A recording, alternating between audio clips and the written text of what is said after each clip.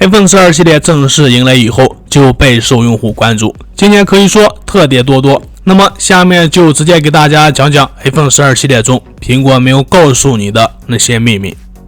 iPhone 12相比去年 iPhone 11涨价了，虽然每年新 iPhone 的配置都能在发布前被扒得差不多，但售价总还是要到最后才落定。今年 iPhone 12系列入门型号机型起售价看上去虽然和去年的 iPhone 11系列是一样的，但这其实对标的是入门机型的 iPhone 12 mini 的售价。要知道 iPhone 12比 iPhone 12 mini 不仅仅是大了一圈，今年真正的 iPhone 12售价是比去年的 iPhone 11售价高一些的。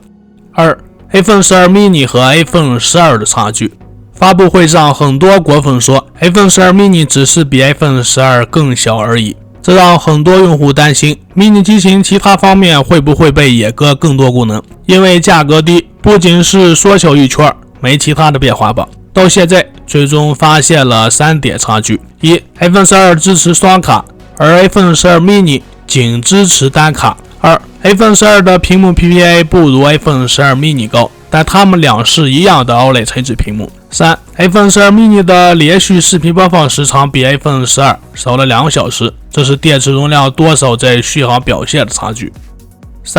棱角边框设计是新的审美开始吗？今年的 iPhone 12系列比去年的 iPhone 11系列的体积更小，质量更轻，但屏幕大小却没有变化。这除了得益于 iPhone 更窄的屏幕边框，还有一个重要的原因就是直角的设计。大家可以了解一下，把圆润的边框两边一切成直角后，是不是一下就窄了很多？这可能是最终的答案。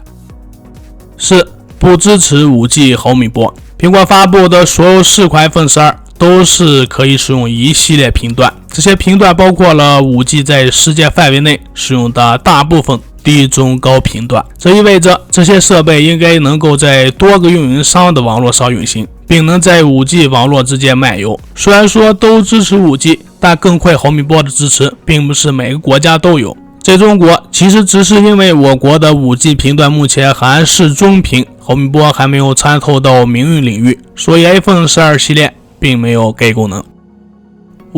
iPhone 12系列续航被降低了吗？之前有爆料，今年的 iPhone 12系列的电池容量缩水，很多朋友都说上了 5G 后苹果还把电池减小，这是疯了吧？但事实上，得益于5纳米制成的 A14 芯片，再加上 LS14 系统的优化，让电池更小，并且支持 5G 的 iPhone 12系列续航时间和上一代的 iPhone 11系列的续航基本保持相同。不送充电头与耳机是真的环保和省钱吗？关于 iPhone 12系列不送耳机和充电头的事，想必大家早有耳闻。但至于苹果这么做的原因很简单，前提是 iPhone 12系列成本本身就高，加上现在都支持快充了，耳机也开始无线化了，升级的快充头和无线耳机成本太高，没法送，成本低送了还要人骂，干脆索性就不送了。一来可以平衡 5G iPhone 成本升高的原因，二来也能让苹果这样一家注重环保的公司为地球的环保贡献一份力量，何乐而不为呢？iPhone 12 Pro 系列2款产品仅有一些微略的变化。今年 iPhone 12 Pro 系列没有屏幕高刷新率，这有些遗憾，从续航角度来说是个大问题，从成本和市场上来说，不上高刷也是苹果最好的选择。不再是相差太小那么简单，去年的 Pro 系列基本上就是纯差大小，而今年的 iPhone 12 Pro 系列在苹果最在意的拍照上也有了差距。iPhone 12 Pro Max 在光学变焦、传感器和防抖上都要优于 iPhone 12 Pro， 并且在长焦光圈上两者也并不相同。起步内存 128GB， 去年 iPhone 11 Pro 系列的内存为 64G 起步，受到了很多消费者的强烈不满。而在今年推出的 iPhone 12 Pro 系列上，苹果直接放弃了起步 64GB 容量，并且直接将 iPhone 12 Pro 系列的起步内存定为了 128GB 起步。iPhone 12系列支持北斗卫星吗？iPhone 12搭载北斗是众望所归，中国的北斗3号卫星导航系统已建设完毕，并开始为全球提供服务。目前 70% 的智能手机已经支持，但在国内只有苹果的 iPhone 不支持，而苹果此次支持北斗的背后原因很大概率跟新机搭载的高通基带有关，这也是苹果和高通和解后的首个 iPhone 系列，所以苹果饱受信号问题也将在 iPhone 12系列上得以解决。9. iPhone 12系列新机发布，降价的旧款机型也不送充电器了。新机上市，旧机自然会降价。这次降价后 iPhone 可以说形成了有史以来最完整的价目表。虽然降价了，但相应苹果还做出了一举动，旧款机型也不附赠充电器了，这也给了用户一个自己买充电头的选择。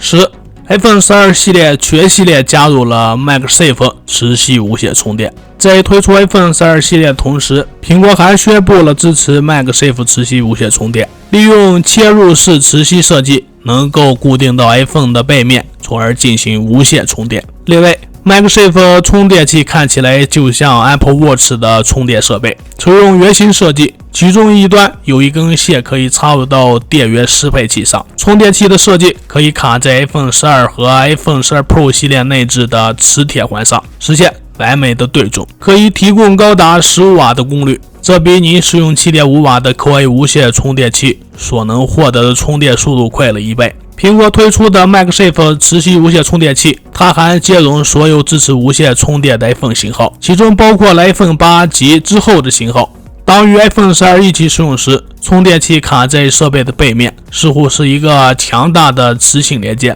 但旧的 iPhone 没有相同的磁环，所以它对 MagSafe 充电器就不能以相同的方式连接。同时，能不能拥有充电功率15瓦，那就更不一定了。以上就是 iPhone 12系列你想知道的10个变化特征。好了，今天内容就这么多，欢迎关注、点赞和留言互动，下期内容我们再见。